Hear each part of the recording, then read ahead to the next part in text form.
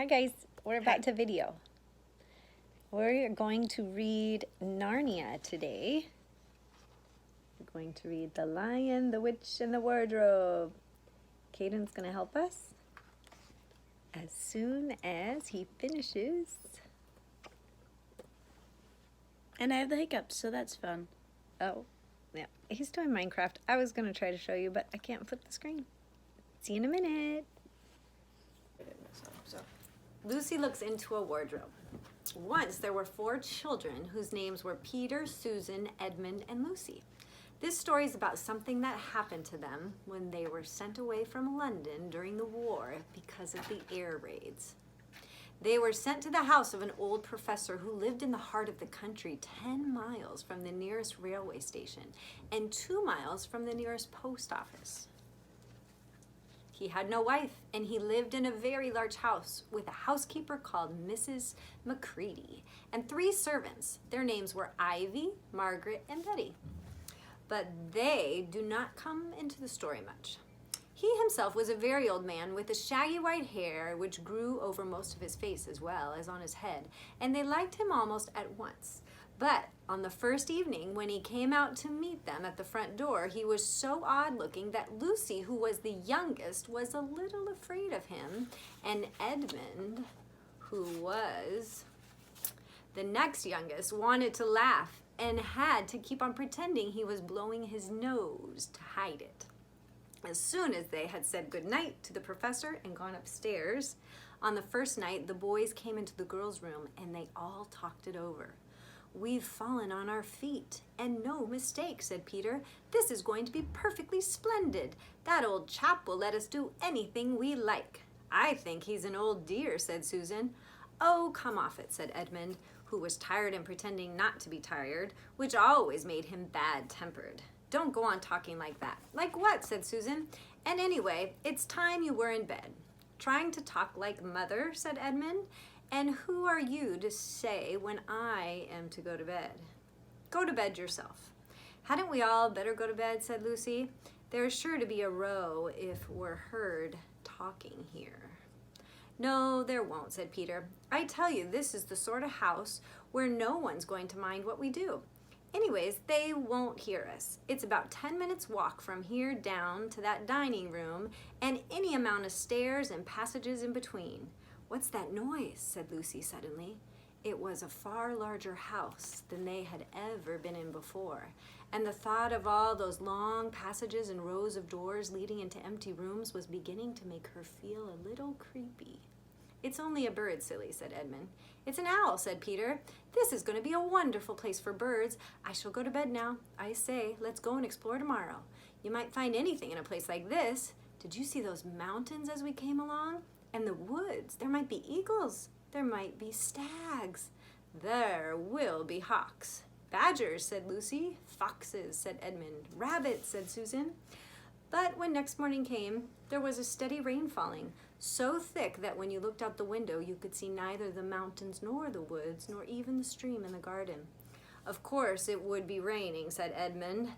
They had just finished their breakfast with the professor and were upstairs in the room when he had set apart from them a long, low room with 2 windows looking out in one direction and 2 in another. "Do not stop Grumbling. No, it's not do not. It's do stop grumbling, Oh, Ed," said Susan. "Thank you. Thank you.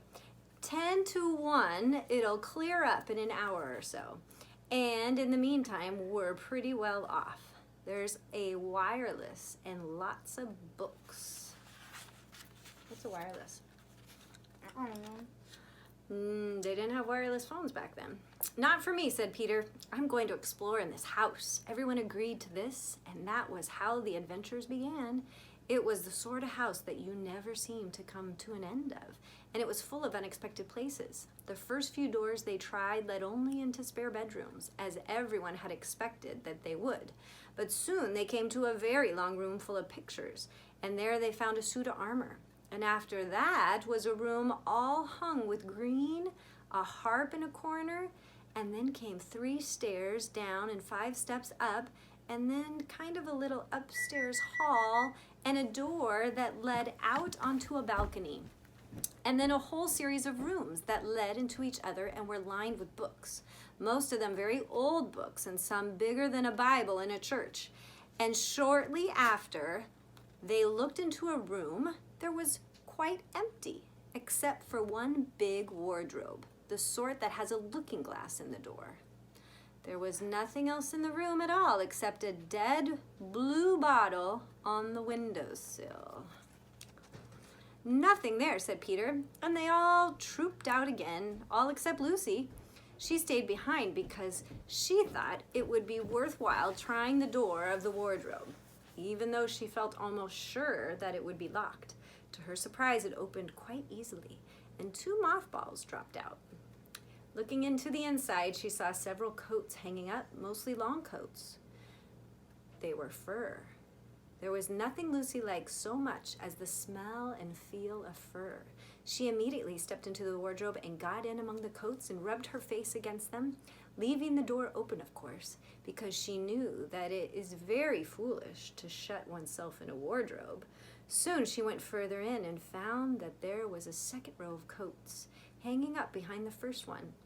It was almost quite dark in there, and she kept her arms stretched out in front of her so as not to bump her face into the back of the wardrobe. She took a step further in, then 2 or 3 steps, always expecting to feel the woodwork against the tips of her fingers, but she could not feel it.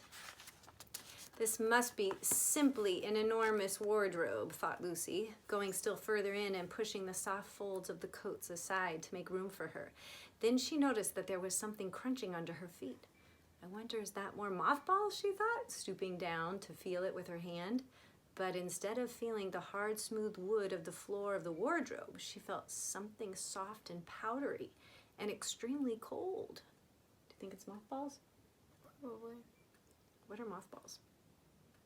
The gross things that are like on like floors of old houses. What do they do? They annoy people. Oh, all right. Do they have a purpose? No. Okay, we'll look that up. What are mothballs? "This is very queer," she said, and went on a step or 2 further.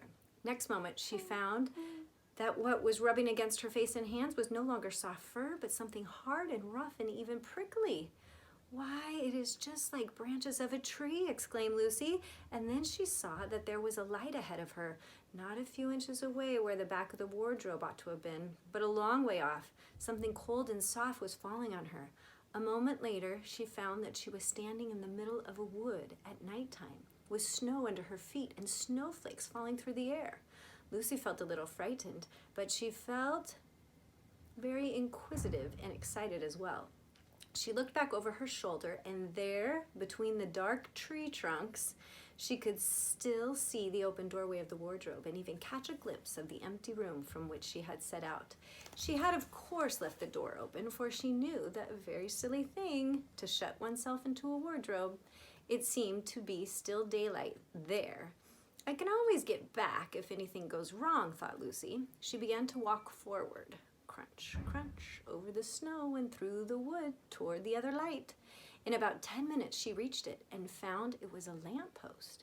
As she stood looking at it, wondering why there was a lamppost in the middle of a wood and wondering what to do next, she heard a pitter-patter of feet coming towards her, and soon after that a very strange person stepped out from among the trees into the light of the lamppost. He was only a little taller than Lucy herself, and he carried over his head an umbrella, white with snow. From the waist upward, he was like a man, but his legs were shaped like a goat's. The hair on them was glossy black, and instead of feet, he had goat's hoofs. He always had a tail. Oh, he didn't always. He also had a tail.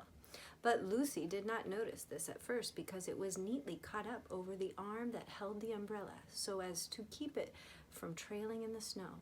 He had a woolen muffler around his neck, and his skin was rather reddish too.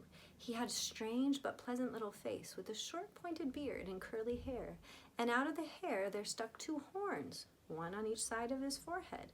One of his hands, as I have said, held the umbrella, In the other arm, he carried several brown paper parcels. What with the parcels and the snow, it looked just as if he'd been doing some Christmas shopping. He was a fawn. And when he saw Lucy, he gave such a start of surprise that he dropped all his parcels. "Goodness gracious me!" exclaimed the fawn. And that's the end of chapter 1. Yay. Who are some of the main characters? Edmund, Edmund, Peter, Lucy, and Susan. Susan.